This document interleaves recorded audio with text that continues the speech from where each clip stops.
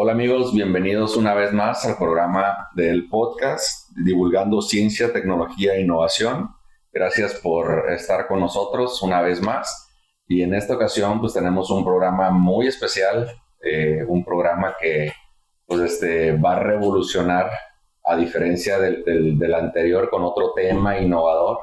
Y en este caso pues está con nosotros una amiga, la doctora Giovanna, que nos va a hablar un poco más sobre su trabajo, su área de conocimiento, que es considerada una de las líderes en cuestiones de conocimiento en nuestra región, en el país. La línea es la terapéutica experimental del dolor, cuidados paliativos del dolor y caracterización farmacología de cannabinoides.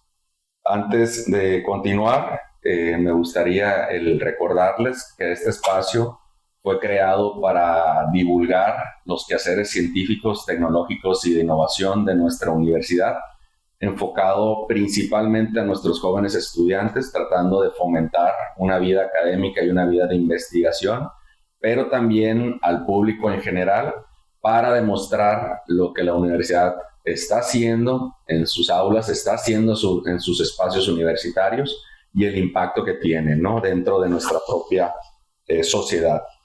Mi nombre es José Ramón López Arellano, soy director del Parque Científico Tecnológico y este día les platico un poco de la doctora Giovanna Nayeli Quiñones Bastías. Ella es miembro activo del Sistema Nacional de Investigadores e Investigadoras, además de ser miembro de la International Association of Study of Pain y miembro de la Sociedad Mexicana de Medicina Cannabinoide. Giovanna, buenas tardes y muchas gracias por estar aquí con nosotros. Hola, gracias por invitarme. Es un placer coincidir contigo de nuevo y sobre todo en este tipo de foros de difusión con los que me siento realmente muy comprometida no solamente con la parte académica, sino con la sociedad. Gracias por la invitación y bueno, saludos a quienes nos están viendo y a los que se interesan en estos temas de la investigación. Les presento un poco del currículum de la doctora. La doctora Quiñones es licenciada en Químico Farmacéutico Biólogo de la Universidad Autónoma de Sinaloa. Es maestra en Ciencias de la Salud por la Escuela Superior de Medicina del Instituto Politécnico Nacional y doctora en Ciencias en Neurofarmacología y Terapéutica Experimental por el Centro de Investigación y de Estudios Avanzados del Instituto Politécnico Nacional. Si desean conocer un poco más de la reseña del currículum de la doctora, aquí abajo les dejamos su link para que puedan conocerlo. Doctora, pues desde nuevo, bienvenida al proyecto. Aprovecho aquí un paréntesis también para felicitarla por el Día del Biólogo, que creo que fue el día de ayer. Sí, ahí se hizo un pequeño festejo en la Facultad de Biología. Me tocó ver videos, no me invitaron, pero pues bueno, teníamos mucho trabajo de todas maneras. Diego, no sé si nos puedas platicar un poco de lo que es este camino en cuestiones de la investigación, o sea, de dónde sale tu interés, quién era Giovanna Quiñones hace 10 años y qué es lo que te ha llevado en el camino de la ciencia. Es una pregunta muy compleja esa. ¿Quién era Giovanna Quiñones hace 10 años? Bueno, hace 10 años pues ya me encontraba en el camino de la ciencia. Yo, si quisiera hablar de épocas más atrás de mi vida, digamos que me considero una persona profundamente curiosa y eso es lo que siempre me ha incentivado a estudiar más allá las cosas. Nunca me conformo con las explicaciones que normalmente son adecuadas para el resto de las Blanco negro, ¿no? Sí, siempre quiero saber por qué. Sí, pero ¿qué hay más allá? Entonces, creo que es algo que personalmente yo puedo decir que lo traigo desde niña. Siempre quise ser investigadora. Nunca tuve otra opción en mi vida. Mi familia lo puede corroborar. Y bueno, todo inicia cuando decido estudiar en la Facultad de Ciencias Químico-Biológicas de aquí de la UAS y a mediados de la carrera tengo oportunidad de hacer algunos veranos científicos a través de algunos programas específicos que el gobierno en esos momentos tenía. Y voy a hacer 3 veranos científicos al CIMBESTAB, a la Ciudad de México, y creo que desde el momento que crucé y llegué a ese laboratorio dije, yo quiero ser investigadora. Entonces fue a partir de ese momento y de que tuve el placer de estar con un gran investigador, lo he dicho en otros foros, el doctor Vinicio Granados Soto, experto en temas de dolor y de quien ha sido mi mentor y he aprendido bastante. Claro, en el camino he tenido otras personas que han tenido grandes contribuciones en mi formación académica y como investigadora, pero todo inicia ahí, hago unos veranos científicos y en cuanto termino la universidad me voy a estudiar la maestría.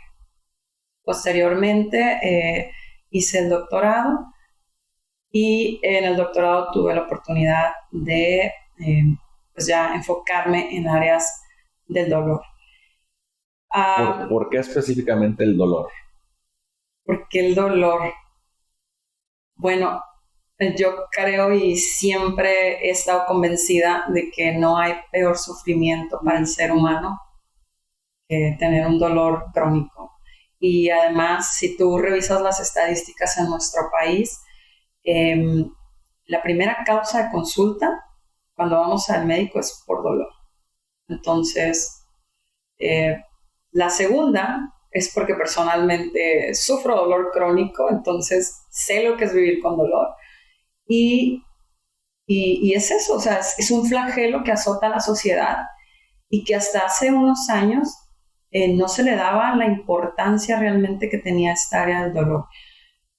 Se decía, el dolor es un síntoma de una enfermedad y se trataba como un síntoma nada más. Pero hoy sabemos que el dolor ha sido clasificado como una enfermedad. Vamos, cuando no hay un padecimiento que lo cause. El dolor es una enfermedad. Por ejemplo, la fibromialgia. ¿Sí? Antes decían, no, es que no hay un padecimiento que la desencadene. Fibromialgia, un dolor generalizado, muscular, e inclusive se trataba a los pacientes como pacientes que estaban locos, pues, o que tenían algún problema porque no había una causa aparente. Y hoy se sabe que hay el dolor crónico está ya diagnosticado como una enfermedad. Entonces, eso es lo que me ha motivado a estudiar. Bueno, después, dentro de mi formación como doctora, tuve la oportunidad de estar en la Universidad de San Diego, en California, en la Escuela de Medicina. Y ahí, en ese lugar, pues, aprendí cosas muy, muy interesantes que me llevaron a incursionar en patologías específicas como la neuropatía diabética dolorosa, entender las cifras que impactan en el mundo y pues que un alto porcentaje de la población desarrolla dolor neuropático. O sea, no es solo vivir con diabetes, es vivir con las comorbilidades y creo que la más desgastante y debilitante es el dolor neuropático que tienen estas personas.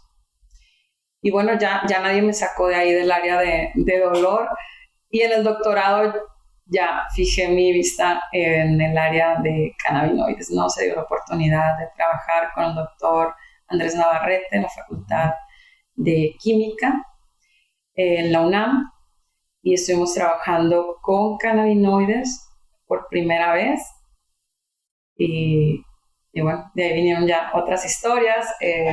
Entramos después en la Facultad de Medicina de la UNAM, estuve trabajando en la Facultad de Medicina de la UNAM con otros doctores sobre proyectos que tenían que ver con la educación médica de los cannabinoides, porque vamos, esto de la investigación no es bueno, no nos lleva a ningún lado si no podemos difundirlo, ¿no? Y uno de los principales objetivos era en ese momento y sigue siendo educar a la población médica ante este reto nuevo que tenemos de la medicina cannabinoide en México y que muchos no saben qué hacer. Ahí es donde se te interrumpe un poco, cómo tú que ya estás por dentro de la parte del uso del cannabis, el uso en cuestiones de algo medicinal, al final de cuentas. Pero ¿cómo le están haciendo? ¿O cuál es lo que tu grupo de investigación está intentando hacer? Porque tienes dos retos, ¿no? Una parte es pues, la demostración científica del uso, el efecto positivo que tiene en el ser humano, pero además, pues romper un paradigma de lo que es el uso del cannabis en cuestiones recreacionales, se pudiera decir, contra el uso en cuestiones medicinales. Sí, es que, mira, son dos campos completamente diferentes, ¿no? De hecho, el reglamento que tenemos aprobado ahorita, y yo siempre me enfoco en él, es para los usos medicinales y de investigación en materia de cannabinoides, ¿no? Entonces, son dos cosas completamente diferentes. Sin embargo, sí es cierto lo que comentas sobre las especulaciones, los mitos que se tienen acerca de que si consumes medicamentos o medicina derivada de los cannabinoides, te puedes hacer adicto, ¿no? O cosas así.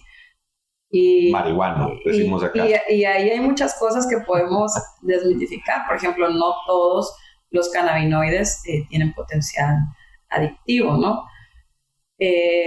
Sin embargo, eso es importante aclararlo inclusive entre los médicos. Y fíjate, nosotros actualmente, me decías que estamos haciendo en temas de investigación y en temas de educación. Tenemos un proyecto bien interesante que nos acaban de aprobar el Comité de Ética en Investigación y en el cual estoy colaborando con la Facultad de Medicina de la UNAM y también se está sumando la Facultad de Medicina, bueno, más bien la Escuela Superior de Medicina del Instituto Politécnico Nacional en la Ciudad de México. Y en este proyecto lo que intentamos es medir cuál es la percepción, el conocimiento y las necesidades vistas desde un estudiante de quinto año sobre el tema de la medicina derivada de cannabinoides. Y a la vez medimos algunas actitudes frente a medicina cannabinoide y la percepción que tienen sobre si consideran ellos que el usar medicamentos derivados de cannabinoide puede desencadenar algún trastorno de uso desordenado de los cannabinoides u otro tipo de problemáticas sociales, ¿no? Y es bien interesante, el estudio ya comenzó a correrse no solamente en estudiantes de medicina, también queremos ver cuál es la perspectiva, el conocimiento que tienen los médicos, los que ya están ejerciendo, y allá tenemos resultados bien interesantes. Entonces, estos resultados indican que ciertamente hay una necesidad de conocimiento en materia, primero de sistema endocannabinoide, después de saber diferenciar entre este es un medicamento derivado de cannabinoide y esta es un preparado a base de cannabinoide. O sea, desde ahí hay que hacer cuál es esa diferencia. Y luego tenemos también, ya comenzamos a monitorear algunos aspectos que tienen que ver sobre el miedo que tienen los médicos actualmente de los productos que ya están circulando en el mercado y que no tienen ni idea qué es lo que contienen, ni tampoco se sienten ni cómodos ni seguros con el contenido de estos. Entonces, van a salir datos muy interesantes. Se me pasó a comentarte, ahí también tenemos la participación del Instituto de Ciencias Jurídicas de la UNAM, en el cual estoy colaborando con el doctor Imer Flores y su equipo de investigación para que nos ayuden ahí en algunos aspectos que nosotros no logramos aterrizar. Y lo menciono porque es bien importante que cuando uno hace investigación rompa las fronteras y pueda llevar a cabo investigación en donde tenga la perspectiva de un grupo de personas que hacen investigación en temas de regulación, legislación y qué es lo que hay que desmitificar y desde el lado farmacológico. Entonces va a estar bien interesante cuando al fin termine de contarse esa historia, pero ahí ese punto lo toqué porque ahí, desde el punto de vista de investigación, estamos haciendo ese proyecto, pero ¿qué fue lo que nos llevó a desarrollarlo? Pues que en el 2021 iniciamos en plena pandemia con la UNAM en un curso que se enfocaba en las necesidades de los médicos en temas de conocimientos de cannabinoides, del sistema endocannabinoide, de qué era lo que necesitaban para poder tener una idea de cómo prescribir. Teníamos invitados de todo el mundo. Ahorita ya el curso ya no es un curso, ya es un diplomado como tal, del cual también formo parte e iniciamos ahora el 10 de febrero. Pero en aquellos entonces, la verdad, la primera vez que yo tuve contacto con la comunidad médica que ya estaba prescribiendo cannabis inclusive, y digo cannabis porque prescribían cannabis muchos de ellos, no medicina derivada de cannabinoides o preparados a base de cannabis, era lo que se tenía, ¿no? Entonces, pues nos damos cuenta de estas necesidades y decimos, hay que desarrollar un proyecto bien, pero que centre a varias instituciones y se pueda tener una muestra de población con potencia estadística para mostrar resultados observacionales, porque no, de cuáles son las necesidades en términos de la comunidad médica y cómo lo están viendo y qué es lo que hay que legislar, ¿sabes? Entonces, ahí viene la parte del equipo de jurídicas de la UNAM. Entonces, eso es lo que estamos intentando hacer en este momento. Claro, estamos desarrollando a la par otros proyectos que son 100% ciencia aplicada al dolor y recientemente trabajando con un proyecto enfocado en anestesia. Ahí un poco para hacerte una pregunta específica, la mayoría de la gente que conoce que la universidad y que en lo particular que hay una investigadora de la UAS trabajando en tema de cannabis, hubo una pregunta que a mí me realizaron hace 3 o 4 meses. Te lo voy a decir tal cual y ya tú nos explicas, ¿no? Okay. Nos dicen, oye, pues tienes un grupo de investigación en cuestiones de cannabis, sé que están en un hospital. Dice, las terapias las pones a fumar a tus pacientes o qué es lo que hacen, ¿no? Que es un mito de que regularmente nosotros tenemos, que la gente en general no existe esa idea que las personas o los tratamientos en cuestiones de cannabis, pues es ponerte a fumar, ¿no? Entonces ahí más o menos si nos puedes dar un contexto para desmitificar la parte de que no están fumando todo el día, no están enfocados de que me duele la cabeza y un churro me alivio, ¿no? Que es lo que la gente en general cree. Hay algo muy resumido que nos puedas comentar. Es cierto que en algunos países sí está permitido ese tipo de terapias. Sin embargo, no están aprobadas como tal para el tratamiento de ninguna enfermedad. O sea, no hay una guía médica que te diga, si usted se fuma 2 cigarros al día, se le va a quitar el dolor. Claro, en la práctica puedes obtener muchos resultados, ¿no?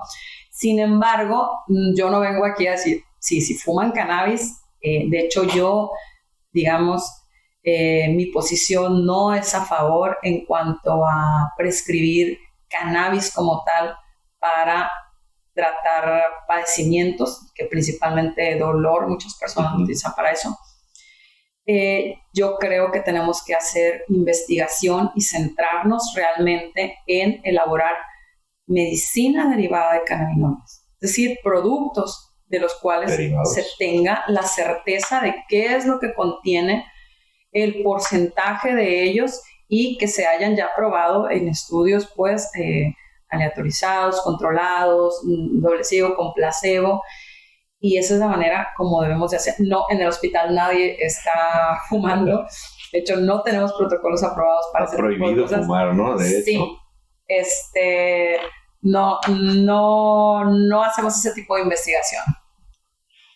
Oye, doctora, por otro lado, hace un momento platicábamos del contexto que hay a nivel internacional, del problema que se tiene en el abuso de opioides, específicamente en Estados Unidos.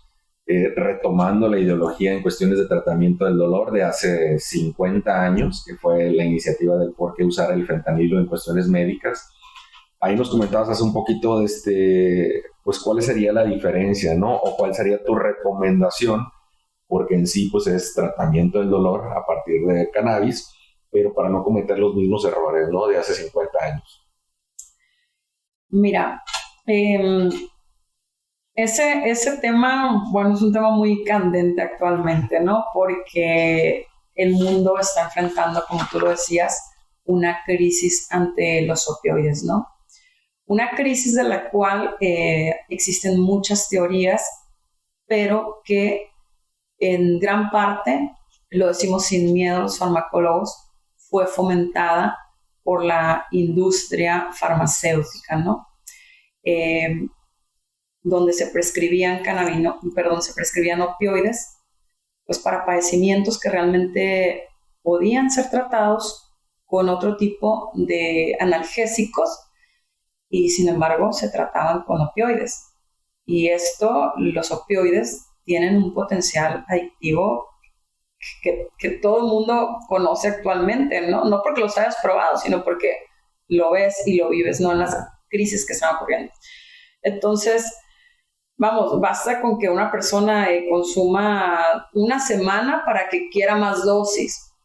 O sea, no solamente el paciente quiere más dosis y quiere más dosis. Y a la semana, personalmente, estuve en un proyecto en Estados Unidos trabajando pues con enfermos terminales, con algunas cáncer, que ya estaban en casa, y yo lo viví pues porque los parches de fentanilo que son prescritos para estos pacientes dejan de ser efectivos en 4 días. Entonces hay que doblar la dosis. Pero hay padecimientos en los cuales los opioides, vamos, es un tratamiento noble, porque cura el dolor, sí, dejas de sentir dolor, sí, es cierto. El problema con los opioides no es el opioide, es la manera en cómo se prescribieron, ¿no? Y se prescribieron para condiciones que no debieron ser prescritos. Ahora, hace 2 días tuvimos un foro nacional y en el cual comentaba, México está en un momento indicado, propicio, para que no suceda lo mismo con el THC, por ejemplo. No sabemos cuál es el impacto que tenga el THC a largo plazo en algunas condiciones, pero definitivamente es menos adictivo que otros opioides. Ahora, no todos los cannabinoides producen adicciones, yo lo decía. El CBD, si hablamos del cannabidiol, que vamos, el CBD, el cannabidiol no es un medicamento, pero es un fitocannabinoide, ¿sí? Y si tú lo pones en un preparado que conozcas todas sus concentraciones y tal, pues ahí sí tenemos al Epidolex, al Epidolex, que es CBD en un medicamento ya, pues contenido, vamos a ver lo que te van a vender, ¿no? Y tenemos también el CBD junto con el THC en un medicamento que se llama Epidolex, es una mezcla. Pero CBD no es un medicamento, ¿no? Entonces, no tiene potencial adictivo, por ejemplo. Entonces, y esto se demostró cuando Rafael Mechoulam hace unos experimentos en los cuales,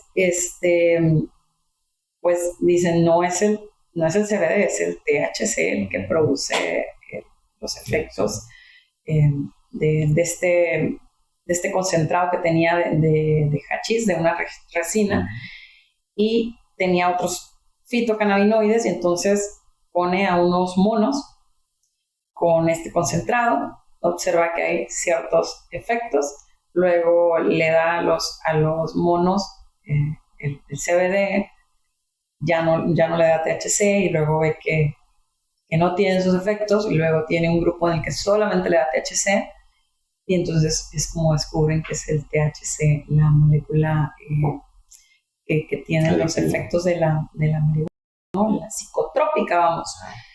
Ahora, el CBD es psicoactivo porque sí tiene efectos a nivel del sistema nervioso central, pero no sobre la conducta entre lo psicotrópico, vamos. Entonces, no hablamos de un potencial adictivo cuando hablamos de CBD, pero sí cuando hablamos de THC. Entonces, pero por otro lado, no es un potencial tan adictivo comparado con los opioides. De hecho, hay estudios bien interesantes. No quiero decir que el uso del CBD o del THC o los cannabinoides como tal va a venir a romper este problema que tenemos con los opioides, pero sí te puedo contar que hay estudios muy interesantes en centros donde se está trabajando con medicina derivada de cannabinoides en Nueva York, en Nuevo México, y han publicado cómo adictos al consumo de morfina, ya de 2 años para atrás, comienzan a darles cannabinoides, y a la par tienen grupos que no están tratados con cannabinoides y su consumo en la morfina comienza a disminuir, ¿no? Entonces, pues esos son resultados muy alentadores. Y nosotros particularmente hace 2 años publicamos un artículo en el cual trabajamos con una combinación de cannabinoides y opioides. La idea de este tratamiento es potenciar, crear un efecto sinérgico, aprovechando 2 vías completamente distintas, pero que a la vez tienen una comunicación bidireccional dentro de tu sistema per se. Y tuvimos resultados muy interesantes. Tuvimos un efecto sinérgico, claro, esto es en estudios en animales. Digo, habría que probarlo en modelos clínicos a futuro, pero de entrada es muy satisfactorio para nosotros saber que podemos combinar los cannabinoides y los opioides y que al menos en modelos preclínicos de dolor neuropático, o sea, una condición de un paciente que vive con dolor toda su vida, genera alivio, pues, y que el alivio es bastante satisfactorio. Entonces, ahorita te voy a hacer una pregunta respecto a eso, ¿no? Pero por otro lado, pues en este ambiente que tenemos, y dada la magnitud que tiene la propia universidad con sus más de 150,000 estudiantes, vemos un poco más acercamiento en cuestiones de términos de investigación. ¿Tú qué harías o cuál sería la manera en que pudiéramos el acercar a estos estudiantes, sean de este nivel de bachillerato o los primeros años de su carrera, cómo pudiéramos anexarlos en términos de investigación o específicamente en tus temas?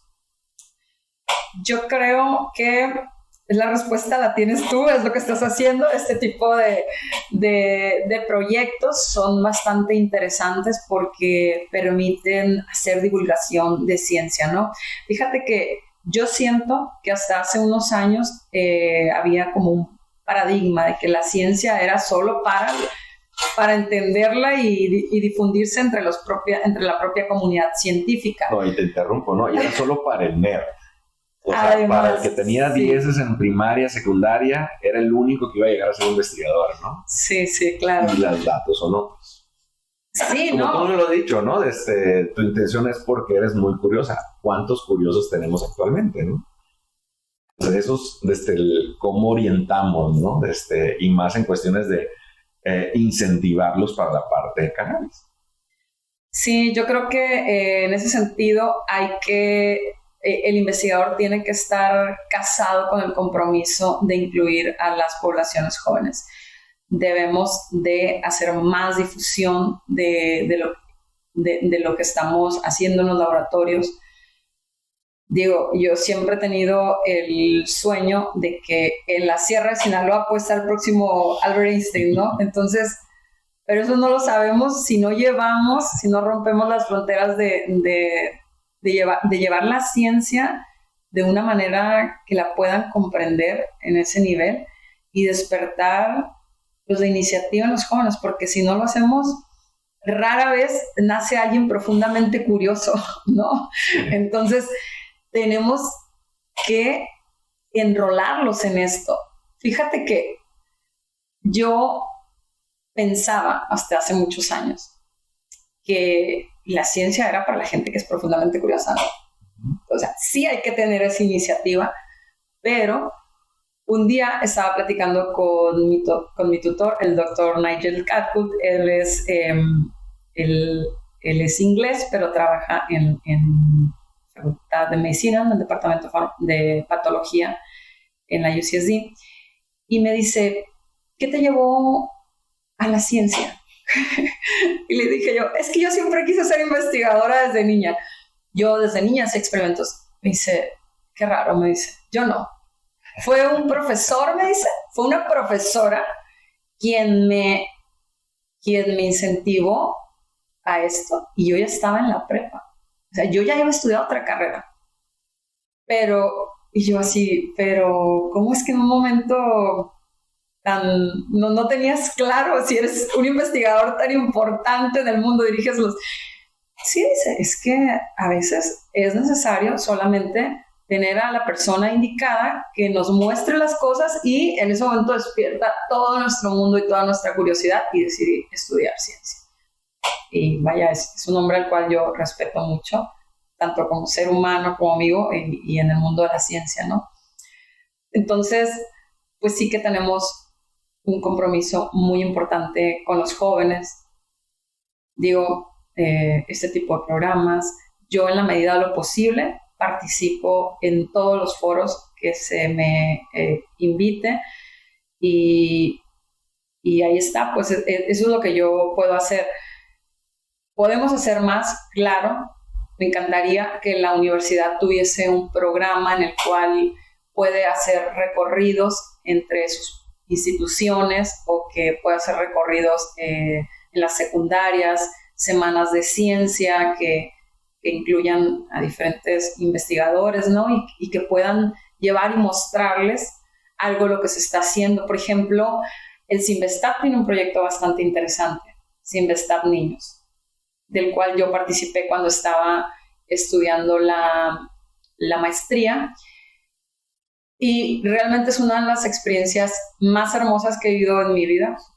Bueno, tengo muchas experiencias hermosas, pero esa es una de ellas, porque tuve la oportunidad de mostrarle a niños de entre 5 y 9 años que les teníamos que poner el banquito literal para que se subiera y alcanzara la mesa del laboratorio.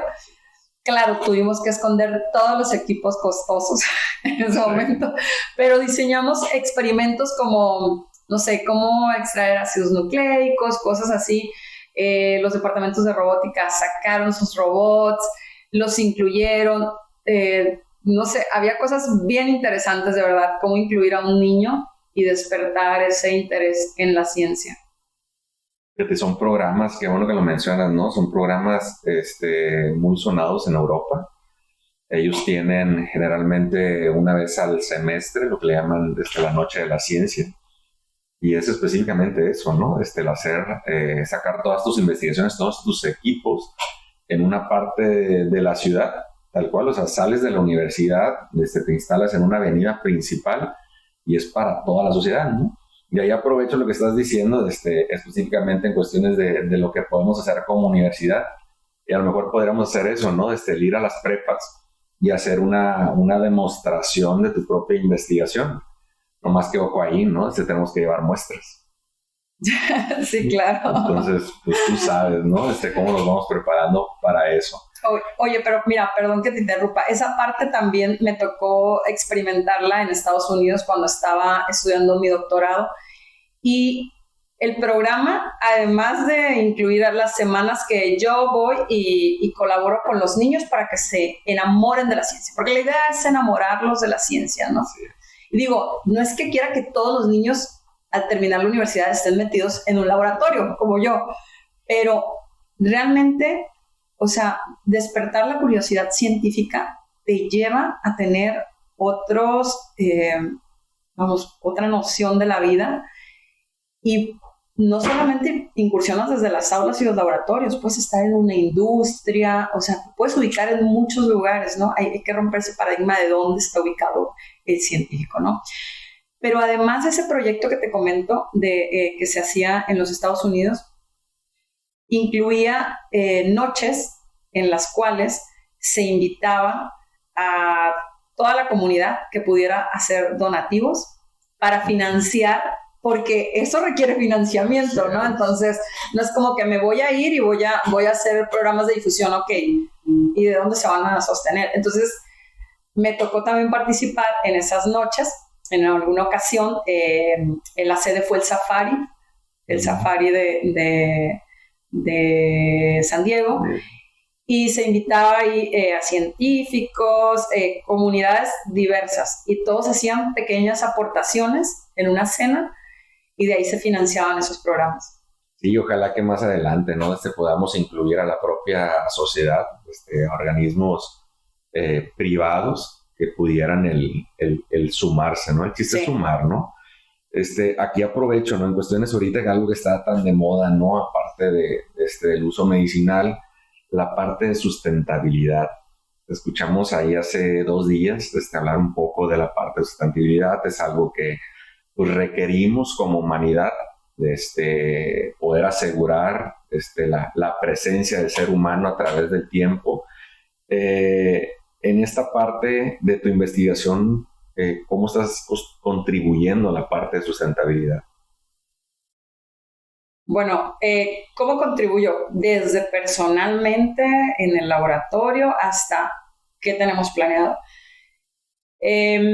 Obviamente tratamos de reducir todo el impacto ecológico en papel, en algunas sustancias que ya se sabe que son muy dañinas, y las sustituimos por otras que obviamente son más caras, pero que al final de cuentas no tienen tanto impacto sobre el medio ambiente, porque pues trabajo con muchos reactivos químicos y muchas cuestiones que las tengo que utilizar, ¿no? Para obtener los resultados.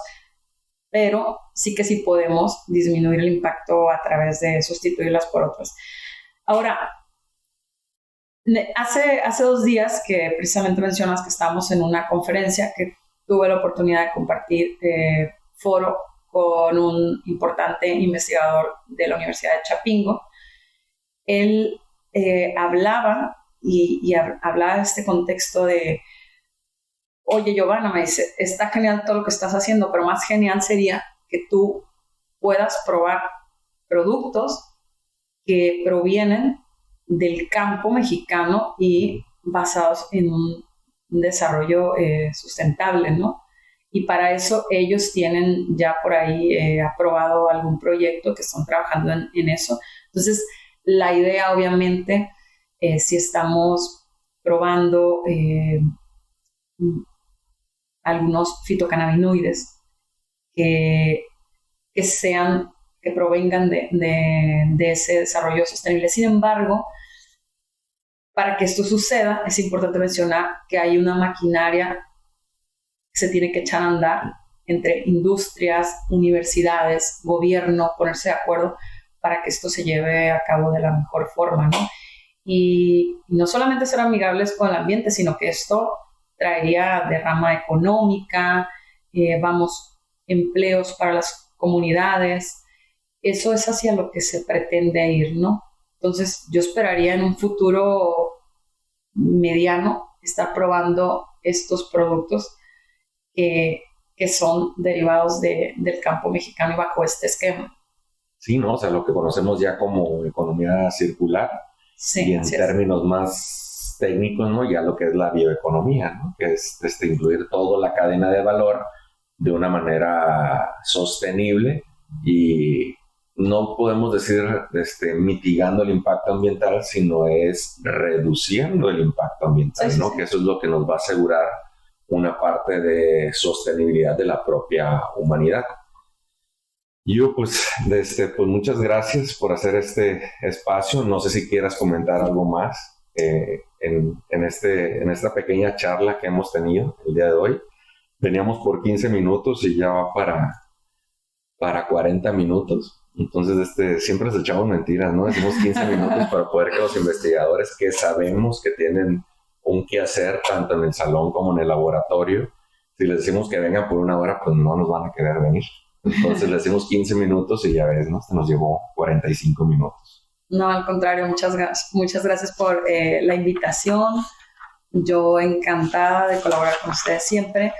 Y pues no, en realidad no tengo tengo muchas cosas que contar, ¿no? Siempre yo podría hablar todo el día, toda la noche, pero creo que pues lo principal que quería contarles es que en la Universidad Autónoma de Sinaloa estamos haciendo investigación, estamos muy comprometidos con tratar temas también de educación, que estamos colaborando, que no estamos encerrados aquí en el laboratorio, que estamos colaborando con otras instituciones de mucha importancia a nivel nacional, con grupos interdisciplinarios, ¿sí? Que no solamente tienen que ver con mi área, sino con otras aristas de las ciencias sociales, políticas, para poder contarle mejor la historia al público y tener realmente un impacto social de lo que estamos haciendo, ¿no? Porque hasta hace unos años, pues mi compromiso era únicamente con desarrollar fármacos, entender vías, entender receptores, tratar el dolor, pero ahora basados en ese sentido de que el dolor debería tener, el tratamiento al dolor debería ser universal, ¿no? Y no todas las personas tienen acceso universal al alivio del dolor. Estamos comprometidos con eso y en educar y en llevarle información que sea certera a los médicos y a las personas relacionadas con el área de la salud, inclusive apoyándonos con otras áreas de regulación sanitaria, para que esto tenga un mejor desenlace, ¿no? Sobre todo en estos años que la aprobación es reciente en nuestro país.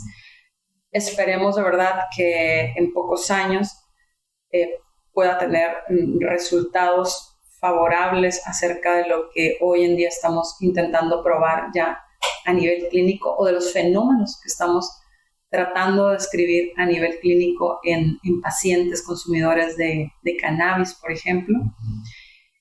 Pero pues por ahora lo que les puedo contar que esté publicado es únicamente ciencia básica, ¿no? Y algunos estudios que ya estamos por ahí trabajando en cuanto a aspectos sociomédicos. No, desde qué bueno que mencionas esta parte, ¿no? También ahorita por la situación que está pasando en nuestra universidad, en el ámbito político local, en donde pues podemos decir, ¿no? Que la universidad es mucho más de lo que se dice por allá afuera en los medios de comunicación. La universidad es mucho más que estar en problemas políticos, pudiéramos decir, sino estos somos la universidad, ¿no? Investigaciones que están en la frontera del conocimiento, que estamos generando nuevo conocimiento y que este conocimiento no tiene otro sentido más que un impacto social, ¿no? Que es el beneficio de nuestra propia sociedad en la región, pero además con un impacto mundial, ¿no? Desde si hablamos en cuestiones de la investigación de la doctora, pues estamos hablando del dolor y toda la población mundial sufre de este padecimiento, ¿no? En algún momento de su vida. Entonces, esto es lo que significa nuestra universidad y esto es lo que nosotros estamos haciendo, ¿no? Tratando de llevar a la vanguardia toda la información y que esto pues tenga totalmente un impacto social, ¿no? Y que esto pues en algunos años se vea pues beneficiado, ¿no? En el otro punto que dices, en cuestiones de ciencia básica, pues esperemos en unos próximos años, próximo año esperemos poder transferir, ¿no? De nada, siempre hemos comentado, de nada nos sirve el generar tesis de investigación o artículos que estén publicados si no podemos llevarlo a la transferencia del conocimiento. Claro. Y ojalá podamos el llevar tu investigación, que es algo que a mí me apasiona, el término de lo que he leído en cuestiones del uso del cannabis en el dolor. Veo un mercado grandísimo, no solamente en la región, sino a nivel mundial. Y esperemos próximamente el tener un producto, un tratamiento o un spin-off, ojalá, de este tema. Sí, la idea es que México, a partir de estos proyectos que están desarrollando en otras universidades también, y ojalá la UAS también se sumara a ese tipo de proyectos, ¿verdad? Que logre producir, ¿no? que logre producir y a partir de esto que se tengan ahora sí medicamentos a base de cannabinoides, ¿no? Eso es el goal y pues obviamente que los puedan probar bajo los estudios como deben de ser, ensayos clínicos aleatorizados, ¿no? Hay que acabar con la chamanería, hay que llevarle a la sociedad lo que realmente ellos necesitan y yo creo que es una manera de contribuir esto con la humanidad, que al final de cuentas es la función de las universidades, contribuir con la humanidad, ¿no? Desde cosas de educación hasta generar productos que traigan bienestar. Perfecto. Y bueno, Gio, pues muchísimas gracias. Igualmente a todo nuestro auditorio, muchas gracias por permanecer, por escucharnos, por estar atento a lo que estamos comentando. Vamos a seguir en contacto y recuerden que la única manera de tener buenas ideas es tener muchas ideas. Muchas gracias, Gio.